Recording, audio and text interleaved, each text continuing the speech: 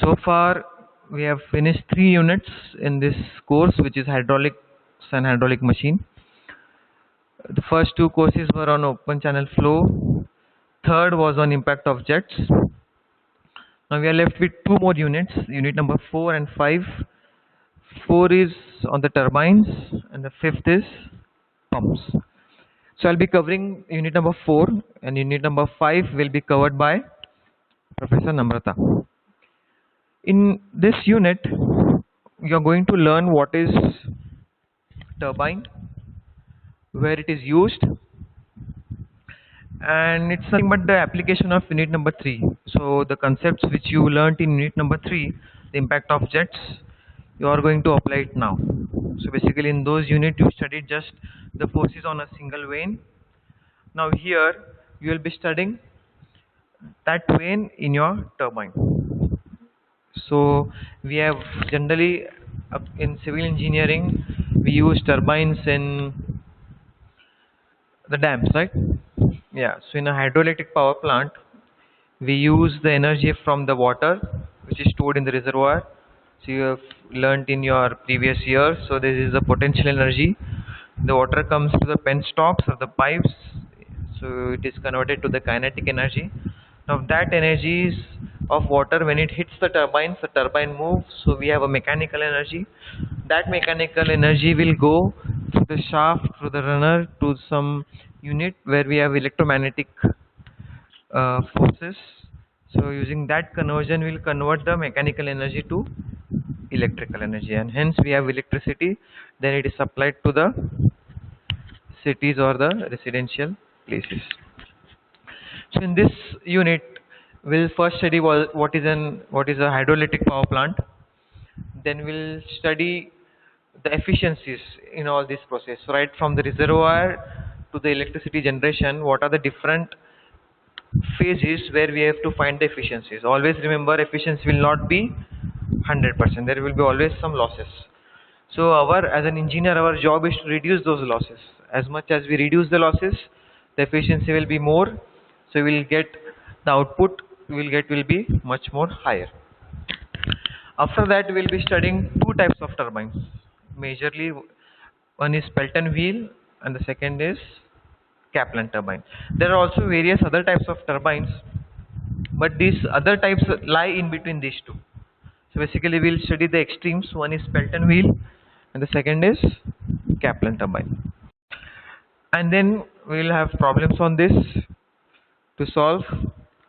So first we'll start with the hydroelectric power plant. So in this slide I've just differentiated the unit number 4 and 5. So the unit number 4, which is turbines, we have the hydraulic energy to mechanical to electrical, as in a dam. Last unit number 5, is like pumps, which is in your houses. So what you do in pumps, there is a water storage below. From there you have to shift the water to some elevated place. So for that you require electrical energy initially to run the pump.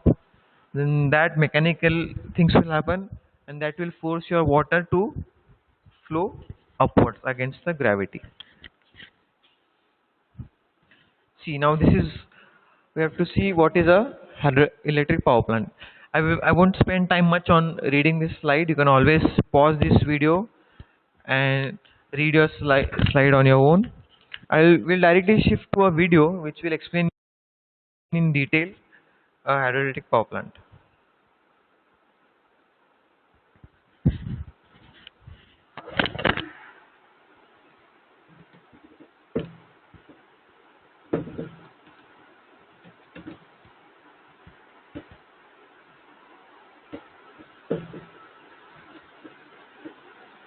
This is a typical New Zealand hydro station. You can see that the station has a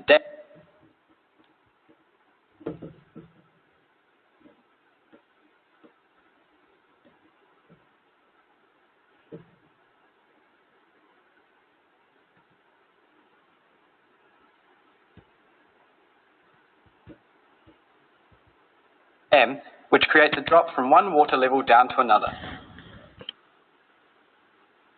From outside the station, we can't see the generators. If we approach, though, we can see the power lines or conductors that carry the electricity from the station to the national grid. Each power conductor connects to a turbine-powered generator inside the dam itself. Let's go inside the dam now and look at one hydro generator to see how the power is produced. The water from above the dam flows down through pipes called penstocks. Each penstock has its own headgate at the top to stop water flow for maintenance or during an emergency. At the end of the penstock is the scroll case. This curls around the turbine like a snail shell. It's designed to create a consistent pressure of water entering the turbine from all sides. Inside the scroll case is a set of vanes called the wicket gates. These control how water flows into the turbine. The wicket gates are controlled by an external governor system. This opens and closes them in response to conditions on the national grid. A high load on the system slows the turbine. The governor system reacts by opening the gates further to speed it back up. Conversely, it will narrow the wicket gates in response to low load on the system. Beyond the wicket gates, we can see the turbine blades. The blades are shaped to extract the most possible spin from the moving water. The turbine blades and the shaft connecting them to the generator are called the runner. We will expand this into its parts so we can see them clearly.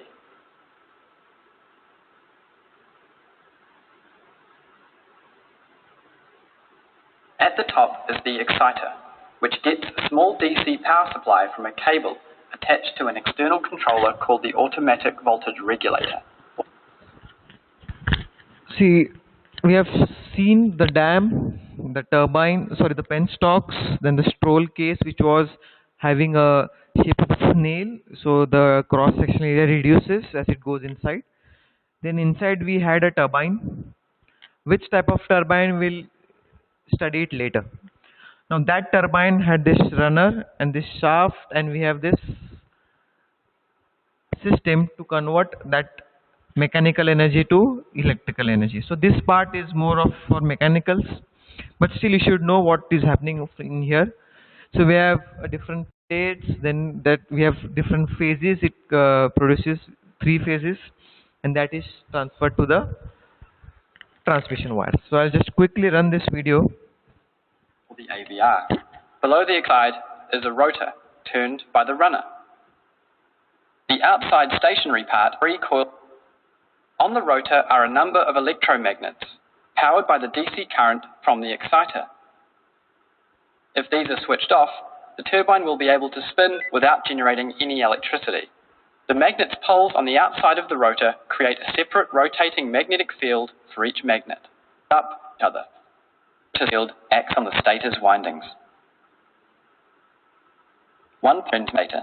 Stator is connected to the grid. It's important that the pulses are in time with the grid frequency.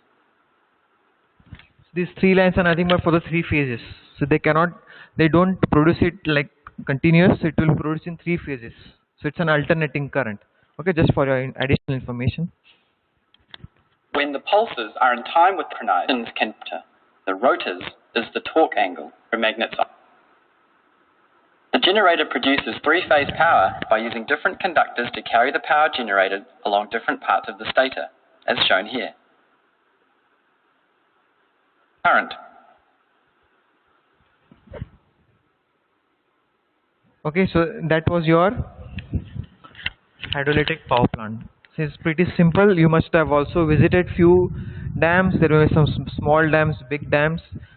Here you can do a small exercise of just pausing this video and just try to note down which are the power plants you have nearby your hometowns. Now let us come to some technical part. So in a dam, you just don't look at a dam. We as a civil engineer talk in terms of head. The head means how much height of water or how much energy you have for that respective dam. So first concept here is called as gross head.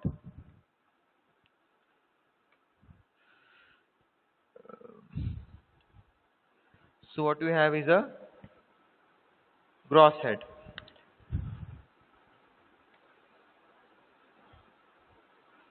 Okay. No, we'll look at this in the diagram. It will explain you better. But still, we should. I'm just explain you a gross head. Second important head is called as effective head or net head, and the third is the head loss. Generally, it's friction loss. So it is given by this formula 4F LV square upon D 2G. You have studied this in fluid mechanics, right? Friction in pipes. So the now important formula you have to understand here is this. So when there is water running, you have to always consider the effective head or the net head, which is the gross head minus the friction loss or the friction head. Okay, now this is a layout. Now I've written here impulse turbine. I'll come to it later. So what is this? Is a type of turbine which we have to study in the later part of this unit. So basically, look at this layout. So we have a dam. So on the upstream we have a reservoir. Then we have penstocks. Then it throws water here. So this is a type of turbine, like a giant wheel with some cups. You might have seen this in your HHM lab. So this water hits, this turbine rotates, and then it falls down here, and this is the bottom water level. So there is upstream water level and there is a downstream water level. So that is called as head race, and this is the tail race. So if you see the definition of gross head now, it is a difference between the head race to the tail race. So it is a gross head. Now always from this to this step we will have some losses due to friction, that is generated by this HF on the top. So what remaining we have is our net head. So total gross head minus that head loss will give you the net head. Now if you remember the first units, we talked about the total head. So right, we will assume one datum. So total head is nothing but the datum head plus the pressure head plus the velocity head. Now you can see here there are two sections here. So one, there is a section where the water is still in the pipe, and the one is here where it exits the pipe and hits the turbine. So we have two sections here. So based on these two sections we have to solve the problems. Again, this is second. Now it is named as reaction turbine.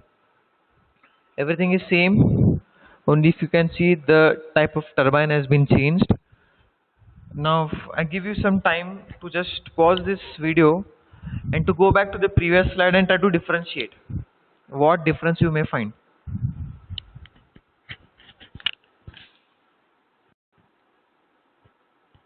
Okay, so we have two figures here, impulse and reaction.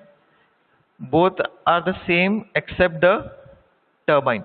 So in the first you can see a turbine, and here also there is another reaction turbine. So what is the difference you find here?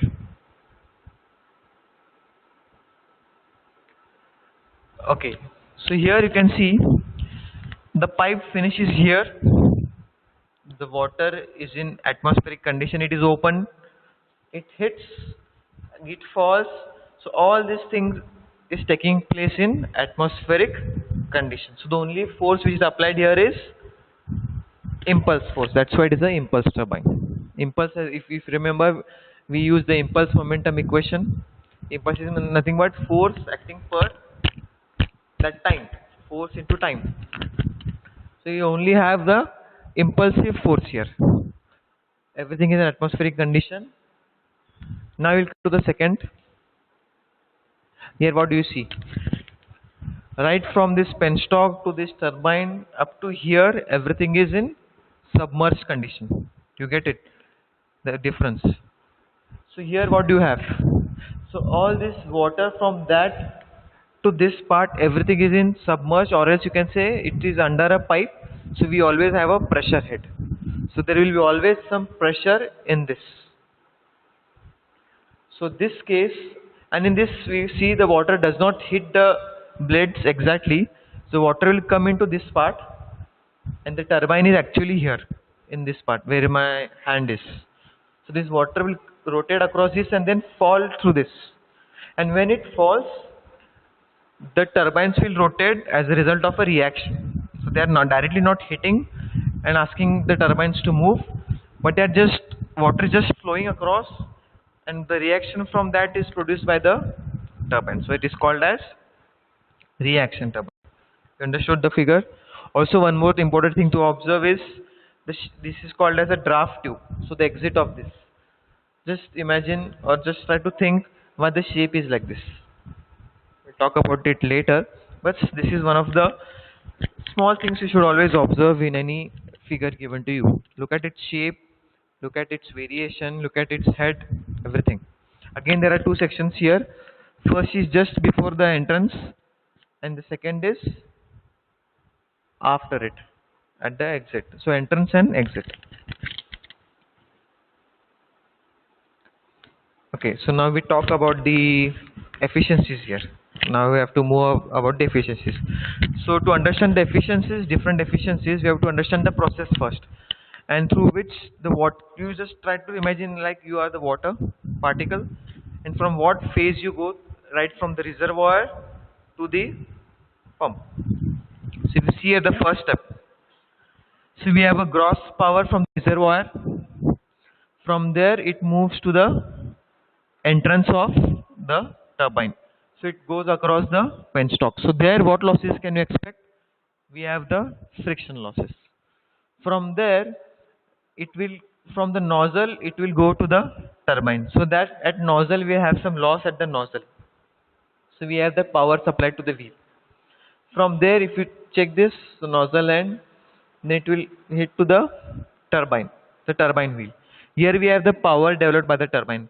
So if you remember the previous unit, you calculated the force exerted, then the work done, and then you found out the power. So that work done part which you found out will come into picture in this case. Okay. From there it's a mechanical part. So from here we have mechanical losses. So power developed by the shaft, then some generator losses, and the power developed by the generator.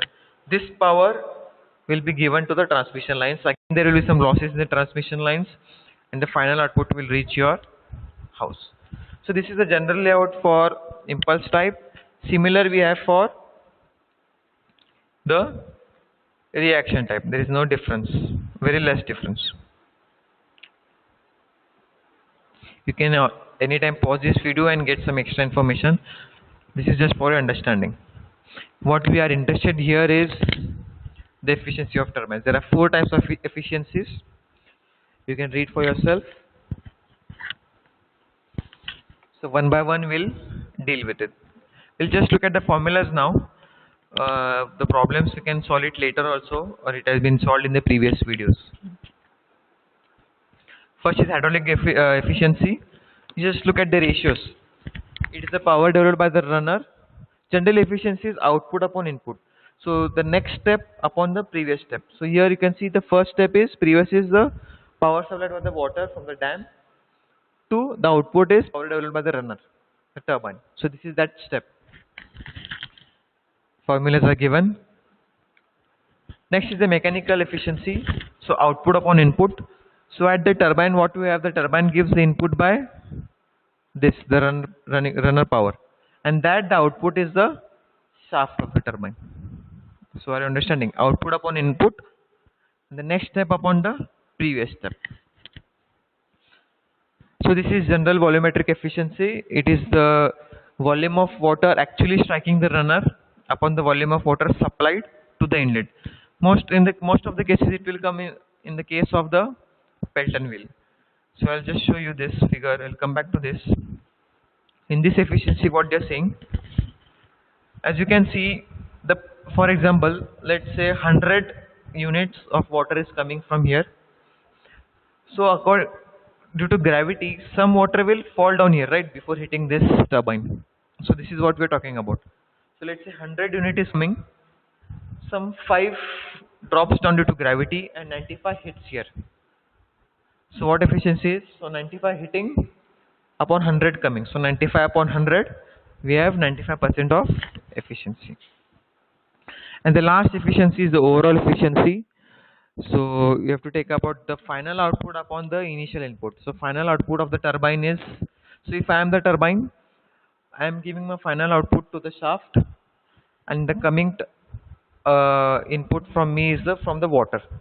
So what I give if I am the turbine, what I produce and give ahead, and what I am getting. So output upon input. So we have shaft power upon water power. So this is just the playing with the formulas. So you can also see that the overall efficiency is the product of mechanical efficiency and hydraulic efficiency. Okay. Now we come to the interesting part, which is the types of turbine. So generally, you classify the turbine based on the various parameters, based on the force, based on the size, based on the shape, based on the head. Okay. So this can come in your exam, general classification of turbines. The first one I've highlighted in red is the type of turbine which is based on the impulse and reactions. In the first part of the video I explained. I'll just repeat. Impulse means just the force by the water hitting to the turbine, and reaction means it's under pressure head plus it will run based on the reaction of the water, not due to the action of the water, the reaction of the water. So basically there are three major types. One is Pelton, Francis and Kaplan. So in your syllabus we have Pelton and Kaplan. Even Francis you can study for some extra information. In some exams sometimes they ask the Francis, but always remember we have these two extremes and in between is Francis. So another classification is based on the flow. So sometimes the flow or the water hits the plate of the vane of the turbine tangentially. Sometimes it hits radially. Sometimes it comes through the axial axis of the turbine. So if the turbine rotates like this, the axis is in the center vertical. So the water comes from the vertical, like which happens in Kaplan. Another classification is due to the head. So sometimes you may find big dams, small dams. So height of the reservoir vary.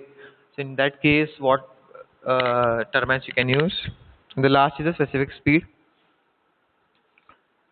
Okay, so this is the table. It might be helpful to you to understand. We'll come to the specific speed concept. Specific speed is an ideal concept. For example, you take two turbines. So this on my left hand is the actual turbine in the field, and this in my right hand is an ideal turbine, virtual turbine, which doesn't exist actually, but it is there, an ideal. So in both the cases, the parameters are same. For example, if you see here, it should be identical in shape, geometrical dimensions, blade angles, gate opening. All the parameters revolving around the turbine must be same. The only difference here is in this ideal one, it will develop one power under one head. So 1 kilowatt, let's say, under 1 meter of your head. And that speed of the turbine, comparing with the practical one, is called the specific speed.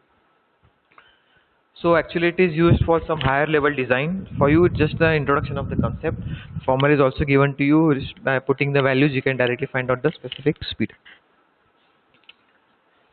Okay, now we'll start with the Pelton turbine. So instead of wasting time in looking at the diagram and try to understand that it's 2D and 3D, we'll quickly move on to the videos, and from that you can understand how it appears in a 3 dimension. So these are the basic information about the turbine Pelton. It was invented by Pelton, the scientist, and afterwards, after watching the videos, you try to think how much of the brain and how much of the hard work has been gone into this to develop this type of turbine. It pretty much looks like this. You might have seen in your HHM lab. You might have also done some practicals. So that is nothing but your Pelton wheel. So it's just like a merry-go-round. So there is a wheel, and at specific intervals there are some buckets. We call them buckets or the cups where the water will hit. You might have seen these in most of the places.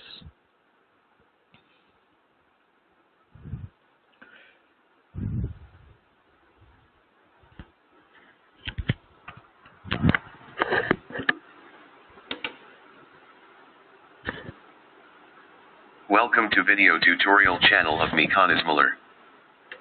The Pelton turbine is invented by Lester Allen Pelton in the 1870s. It was the first time the energy in the water converted to power in most efficient manner. Due to its simplicity, the Pelton turbine is the most widely used water turbine in the world. Pelton wheels are the preferred turbine for hydropower, when the available water source has relatively high hydraulic head at low flow rates. The efficiency of this turbine increases with water head. There are 200 megawatt Pelton turbines in operation where water head exceeds 1,000 meters. Small Pelton turbines with enough water flow can operate as low as 15-meter water head.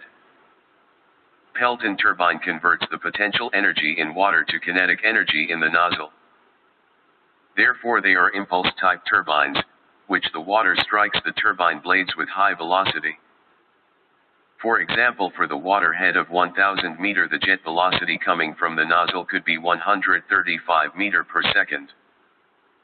Here is an actual wheel of a Pelton turbine which almost has 2-meter diameter. The spoon-shaped buckets shown in here are bolted to the main discs of the wheel. The buckets are designed in such a way that it splits the water jet into 2 parts, and each part of the jet make a U-turn in both sides of the wheel. Also notice the tip of the buckets, where a round open section, combined with the groove at the back of the bucket, allows the water to strike the right bucket to produce maximum power. The buckets of these kind turbines could be as much as 150 kilogram. Assuming that the average wheel has 20 buckets, the total weight of the buckets around the rim of the wheel reaches to 3 tons. This makes whole wheel act like a very large flywheel. Since the water head is fixed, the power output of the turbine is controlled by adjusting volumetric rate of water. In the Pelton turbine this is accomplished by moving the spear, or sometimes called the needle, back and forth by a servo mechanism. Notice that how the diameter. See here you can see the spear. I'll just explain in detail. So to control this velocity, we have a spear here. So what we do here is try to reduce and to change the area to affect the velocity. For example, we know the discharge formula Q equals to AV. So if I change the A, the V will change automatically if the discharge is same. So I just play with this. If I take front, it will get stopped. If I to pull it back, the flow will be full. So just to play with this, according to demand we do it. For example, in some summer seasons we have more demand, so we want more power. So in that cases we'll try to function it at its maximum power.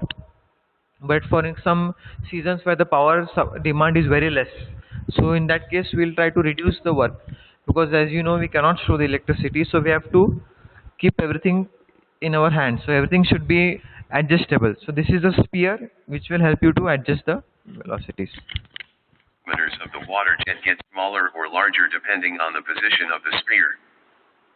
If flow rate goes to 0, the wheel keep turning such a long time due to flywheel effect generated by heavy buckets. To prevent the wheel rotating such a long time, braking flow is used. A small braking flow is used. Let's talk about this braking flow. So let's say we have to stop the turbine or the dam for some maintenance works. We have to stop this. So what happens when this is moving for a longer period of time? Just by stopping this water flow, it won't stop your wheel. So what we can do is, we'll just take another pipe, a brake flow of the same water, and start hitting it backwards. So with the help of this, we can also stop it, only if the speeds are very high. To prevent the wheel rotating such a long time, braking flow is used. A small water jet is sent to the back of the buckets to break the rotation of the wheel. Another thing is also here. This is a deflector. If you see this, if you put it up, it will close it, and if you start opening it, so it can also deflect it. So you can also use this sometimes if suddenly you cannot stop this. As you see, if you suddenly stop this water will hit back. So the water hammer concept is there. If you see in the previous part of this video, we have a surge tank. There is also a concept called water hammer, which you have already studied. So you cannot suddenly stop this. So already water is swimming at a high speed. If you stop it, that water can go back and it will hit it behind. So slowly you try to divert it and slowly reduce the speed. So this is the deflector which we can also use. If there is sudden power rejection in the system, needle may not have enough time to adjust the position to reduce the amount of water flow. This causes the wheel to begin to turn almost twice the regular rotation speed, which could be dangerous for the operation of the turbine. To prevent this, system senses increased speed and activates deflector mechanism to deflect the water to discharge pipe and prevent the turbine from damage. And give it.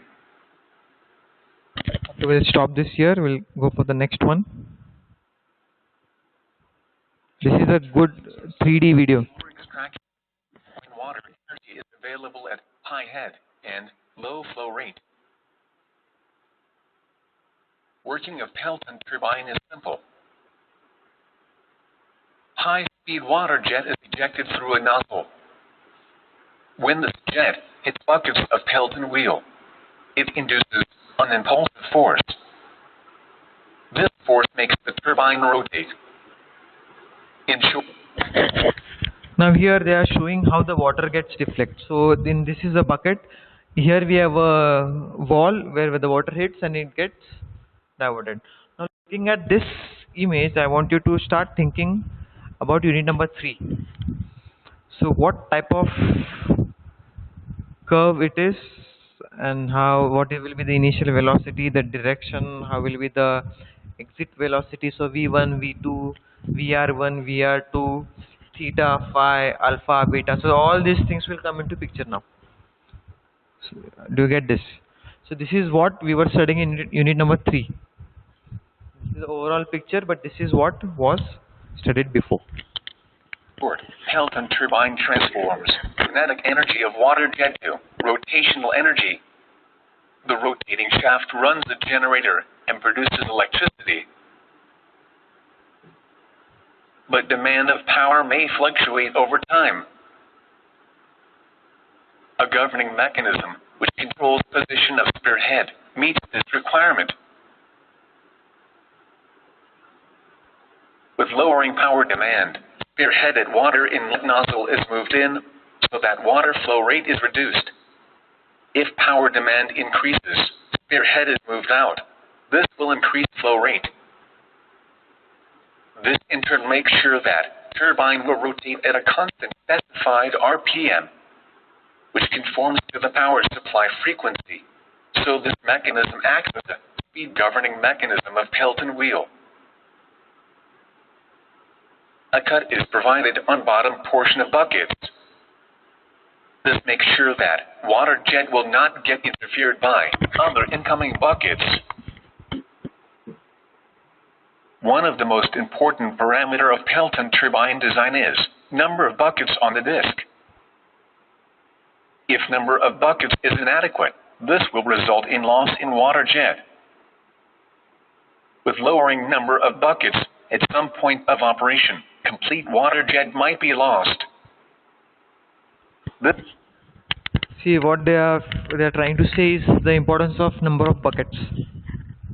It's not just simply taking a wheel and putting some number of buckets. So this is we call it a design of Pelton wheel. So you will be solving problems on designing of Pelton wheel also, wherein you will be given some parameters of the dam, and you have to design this Pelton wheel and the number of buckets also depending on the discharge. That we'll see in detail later. But here you can see, if you don't give adequate number of buckets, what can happen? So that hole which was given inside the bucket, you see the working now. Because of this hole, this won't obstruct the, for example, this bucket now, because it has hole, it won't obstruct this process of this bucket. That is why this hole is given.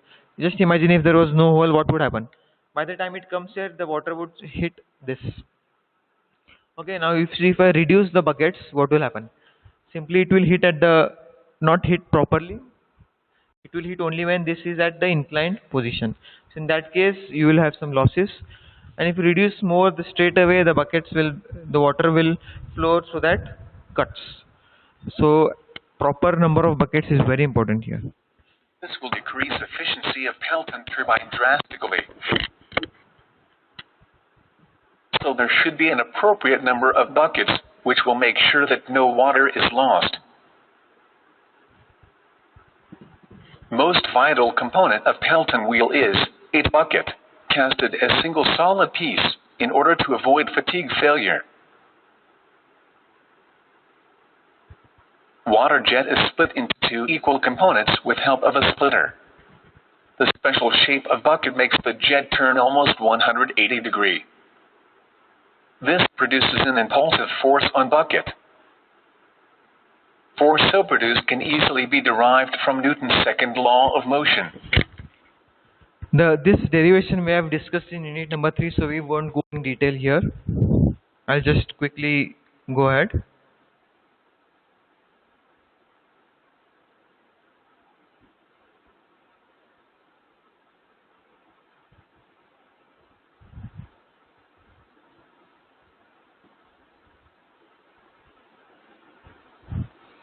So at this point of time, I would like to show you this. Yep.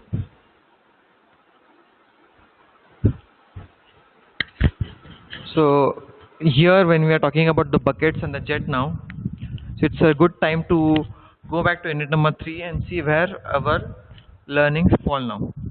So this is the diagram what we get in a Pelton wheel. So this is the bucket which has two parts, so these are symmetrical, so we'll just neglect this bottom part, we'll only focus on this part. So what is happening here, the water is entering at this point of contact, so it is in direction with the turbine, with the vane, so it is horizontal in direction. After it hits, it gets out with the angle of deflection as phi, and again you have this exit velocity triangle. So here in Pelton wheel, I'll just make a note of it, we don't have inlet velocity triangle, it's a flat line. Only at the exit we have this velocity triangle. The notations, everything remains the same, and even the formulas remain the same as unit number 3. So to just find out the power from those formula,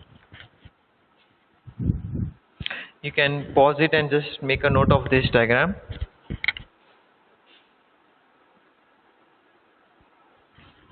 Now we look at what's the last video, then we can stop this class.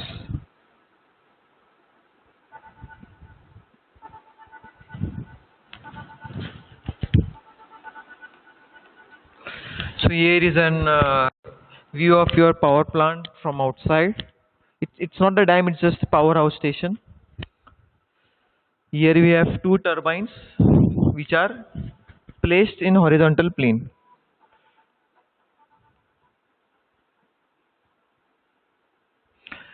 So I would like to pause this and I would like to make some point. So far you have seen a Pelton wheel which is vertical. All the buckets are moving in a vertical plane, and there was a one jet hitting the bucket. Now it's always not the same. We can also change the orientation. So in the first case it was vertical. Now we'll put it in a horizontal plane, and instead of one jet we can also put multiple jets. So everything is flexible. It's not that the design given by Pelton you have to follow the same. Based on your situations and condition, you can also make some small changes in the design.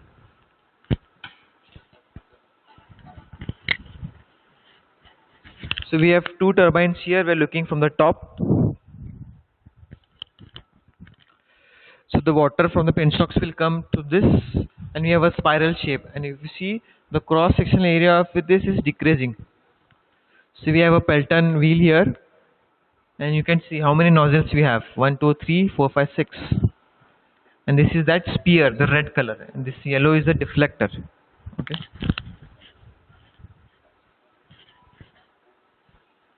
Now the water has started coming from the nozzle, and the turbine has started moving, the Pelton wheel.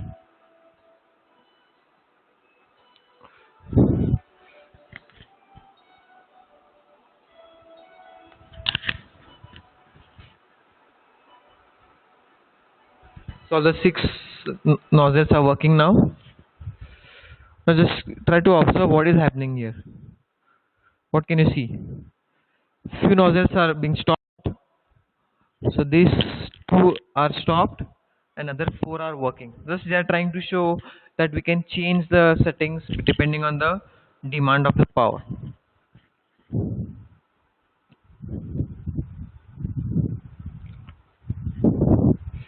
Now this is another case. See what is happening.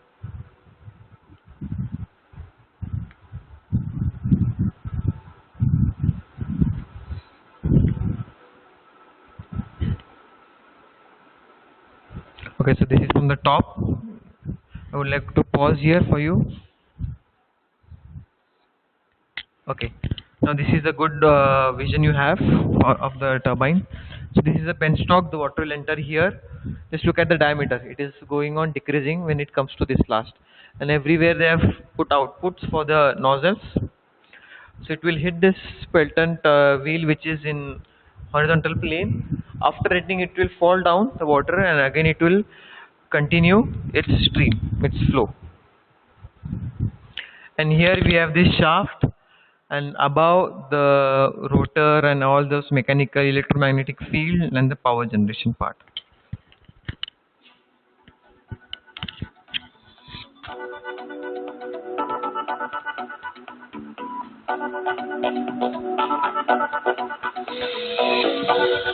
Now we have all the deflectors closed. The Pelton wheel has stopped.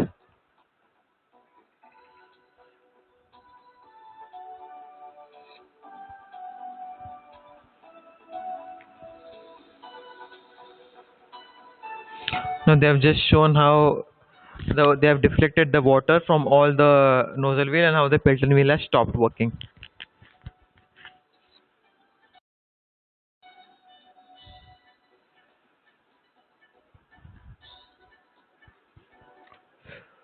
Okay, so with this we finish our introductory session on Pelton wheel. In the next class we'll also watch this videos on the Kaplan turbine. So instead of drawing diagrams, this is a better way to understand this. But don't forget, in the exams you all should have to draw a 2D diagram. So you can see any books or the first 2 diagrams which I have explained, you can also draw those diagrams. So drawing 2D is not that difficult, but understanding of this is very important to you. Even though we are not focusing much on this part, we are just focusing on the problems. But in any case, in future, you should always visualize what must be happening there. So while designing, you won't make any mistakes. Okay. So with this, we stop. Any doubts, you can always approach the professors.